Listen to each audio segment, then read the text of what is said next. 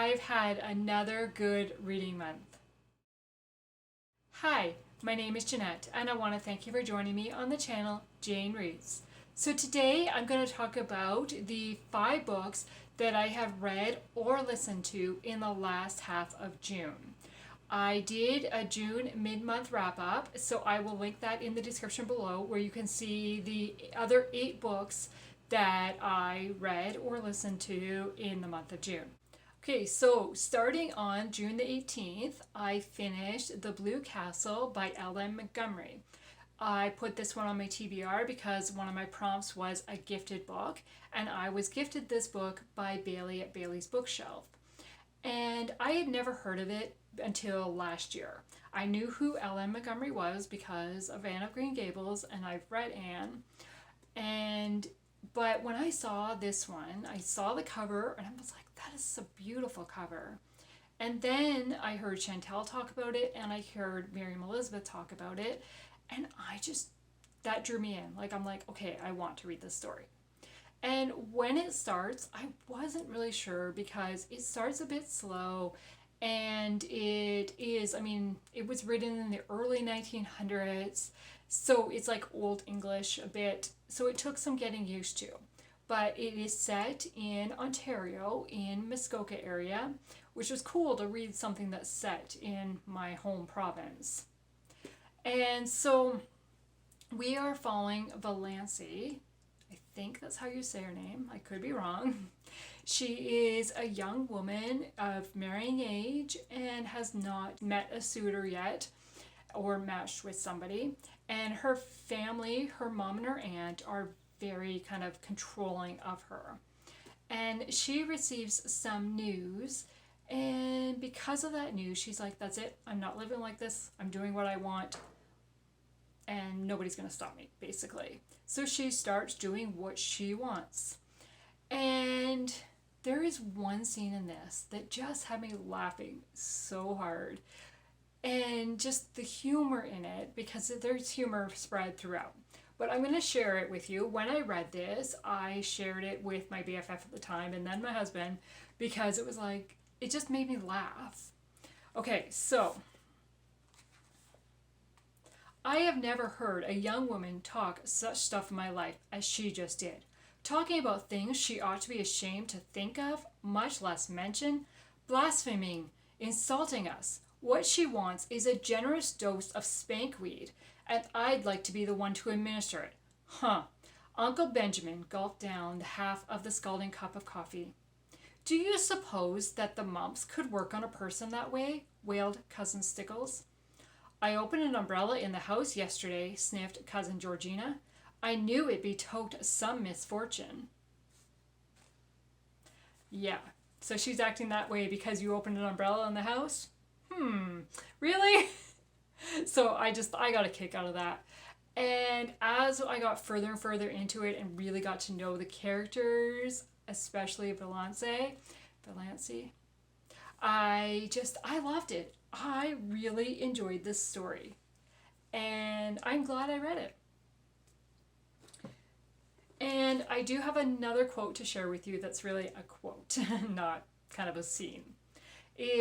If you can sit in silence with a person for half an hour and yet be entirely comfortable, you and that person can be friends. If you cannot, friends you'll never be, and you need not waste time in trying. So then the next book I read was The Sound of Rain by Sarah Loudin Thomas. This is a historical fiction set in the 1950s? Yes. 1950s. We meet Judd, who has been in a mining accident in West Virginia, and due to that accident, he is done with mining, and he decides to move to Myrtle Beach, South Carolina, and kind of start life anew. Start fresh, find a new job, something else. He gets hired on at a lumber company where he meets Larkin, who is the daughter of the lumber owner. And so the two kind of connect a little bit, but they're from like two different worlds, right? She's the daughter of the owner and he's an employee. So we have Larkin, who dreams of going to Kentucky, West Virginia, kind of the Appalachian Mountain area, and working with the poor people there. But her father is, no, I want you here at home or in the area. And he needs somebody to take over the lumber company. That's kind of his dream. And because of events that have happened, she's kind of the last resort for him. So the father, he is a bit controlling and starts kind of conniving ways to kind of draw his daughter back home and keep her home.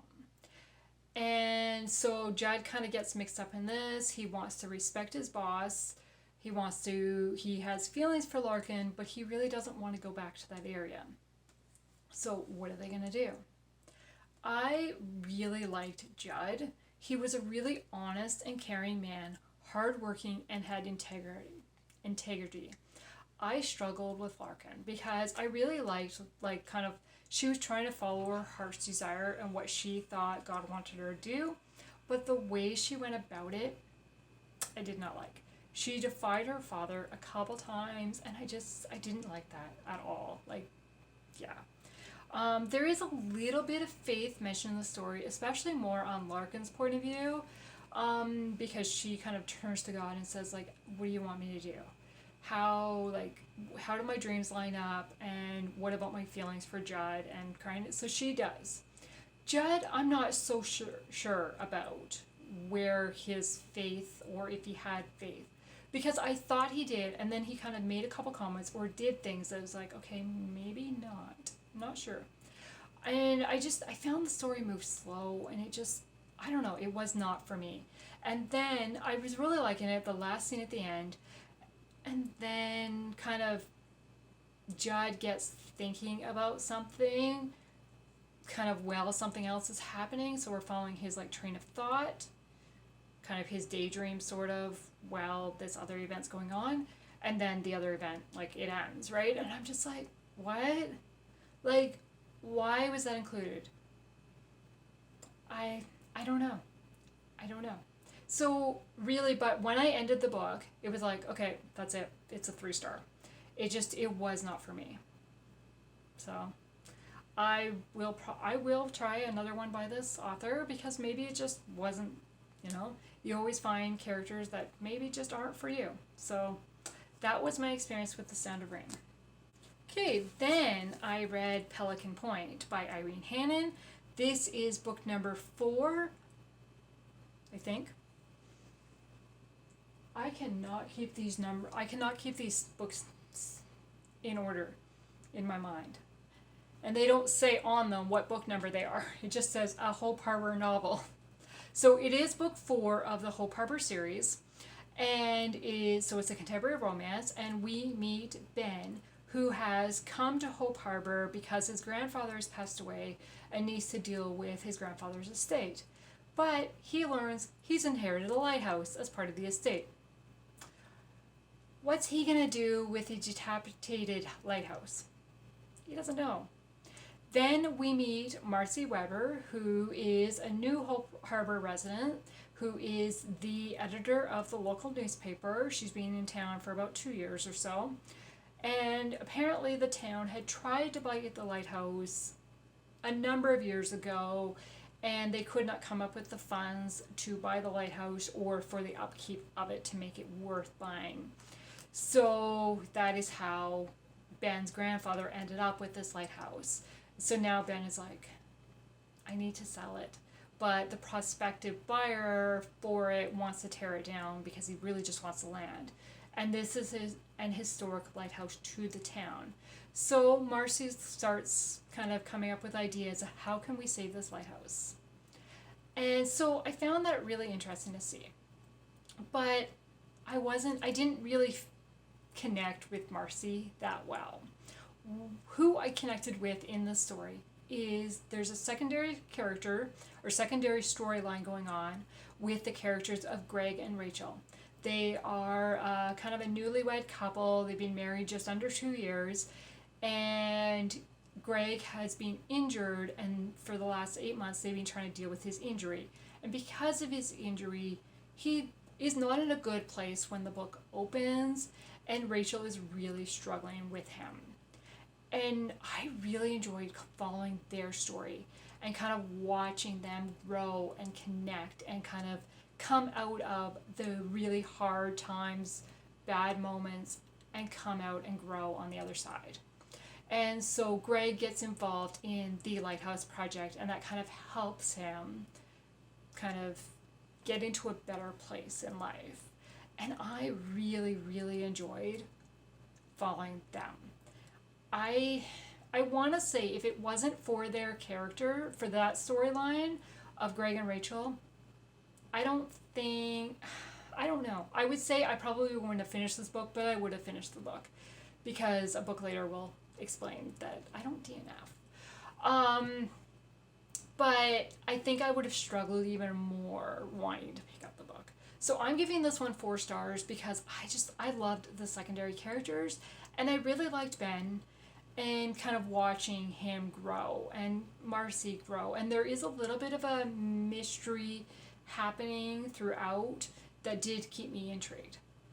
So, okay, then for an audiobook, I listened to Cape Refuge, which is book 1 in Terri Blackstock's Cape Refuge series.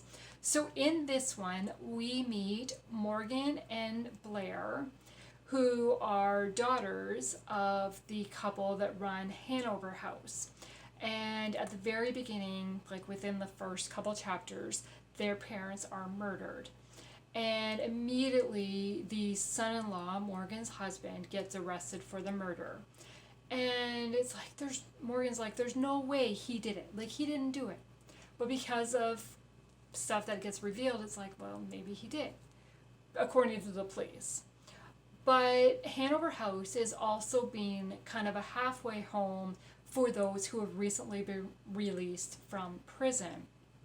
So then there's a lot of other suspects that get involved in, maybe it wasn't Jonathan, Morgan's husband, but maybe it was Gus or Rick. I think his name was Rick. Or, right, like there's a few others. And so the police are really trying to figure out what's going on. And then there's a secondary storyline with Sadie, who is a young teenage runaway who has arrived in Cape Refuge. And she's trying to escape her stepfather. And I don't know. I have read this before, so I kind of knew, I had an idea of what was going to happen and going on. But Morgan and Blair, their relationship, they're 2 sisters. At times they're close, at times they're not so much.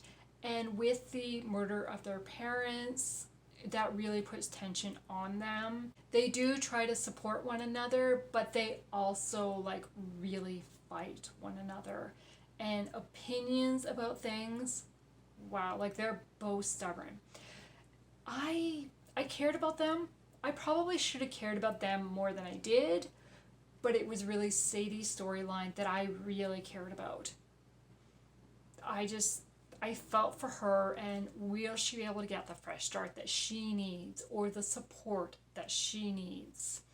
So I'm giving this book 3 stars because I struggled with some of the characters. And I listened to the audiobook, and the only other audiobook I'd listened to was the O'Malley series, which is narrated by a guy. This book is narrated by a female, and it is set in Georgia. And for one, the female narrator really threw me off when I was used to a guy narrator. And the accents that she did, there was times I was laughing at her accents during what should have been a really serious moment. I don't know. It really threw me off. But I've read this story before. I kind of knew what was going on. I kind of knew the characters.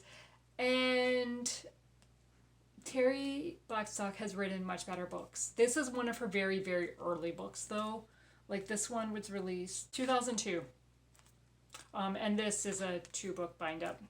So I do plan on starting book 2 though, because I gotta finish the series. um, so yeah, I really enjoyed it, kind of seeing the town of Cape Refuge, getting to know the residents, and kind of watching some of the characters grow. And the wrap up the end just felt very, very rushed. And just a little bit kind of stretched a little bit that really. So I don't know. So then the last book I finished was Breach of Trust by DiAnn Mills. This is book 1 of the Call of Duty series. And this one I had on my Kindle since 2014. It is an older book. It won the 2010 Christie Award. And I struggled with this book. I struggled so much with this book. I seriously debated DNFing it, but it was one of my 24 books to read for the year because I'd had it so long. And I was like, it's on my bingo board. I can't DNF it. I got to finish it. And I always have hope. I always have hope that it will get better. And it was only 370 pages, so it wasn't like I was taking a long time dedicating to it and like kind of wasting my time. But in a way, maybe I was. I don't know.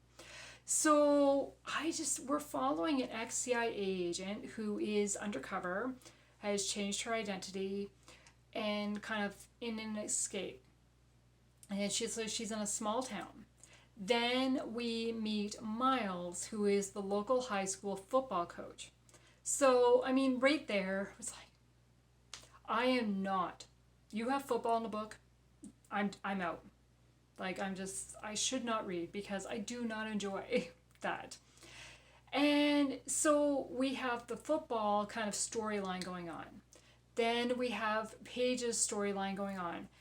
And then we have, like, there's so many other characters involved and so many characters that have, like, backgrounds that, is that the mole? Could that be the mole? Well, maybe they have a connection. And I was so lost. And then not really knowing Paige's background was never really explained until much, much later in the book. And so it was like, I was so lost for majority of the book. And it jumped within, like, you'd read one line and it would be in one scene, and then the next line would be somebody else talking in a completely different scene. It was like, wait, what happened? What? The writing just felt choppy for me. I struggled to keep the characters, like who was who, what was their role. And then kind of how everything gets wrapped up in the end, it was like, what? Like, what? And it doesn't get wrapped up per se. The actions of some characters did not feel like, okay, I followed them all this way through and now they did this. Like, that didn't match who they were, I think. But then other stuff is like, okay, so what happened with this? Or how do you answer this? Or who caused this event? I was so lost.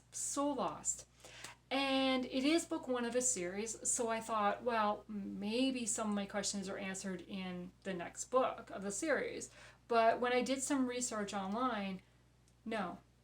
Because I read a couple other reviews from people and they said the exact same thing. They read book 2 hoping for answers for this, and there wasn't, because it follows completely different characters in a completely different town, completely, like, other than being like a law enforcement type, they don't really connect. And I was like, okay. So this is not a series I'm going to continue, but it is an old book off my Kindle that I can now say I have read, and I'm done with it. Okay, so that is what I have read in the month of June, and I will say my July has started really well because I have started Countdown by Lynette Eason, who, this is book 4 of her Extreme Measures series, and I absolutely love Lynette Eason's writing, and I just started it today, and I've already got like 20% into the book. Like, it's going well so far. So I had 3 5-star reads this month. That was The Secret Keepers of Old Depot Grocery, The Healer, and The Rescuer from the O'Malley series. which I talk about all 3 of those books in the mid-month wrap-up. So what was your favorite book of the month, and do I need to add it to my TBR? If it's your favorite, I probably do need to add it. I want to thank you for taking the time to watch this video today, and have a good day. Bye.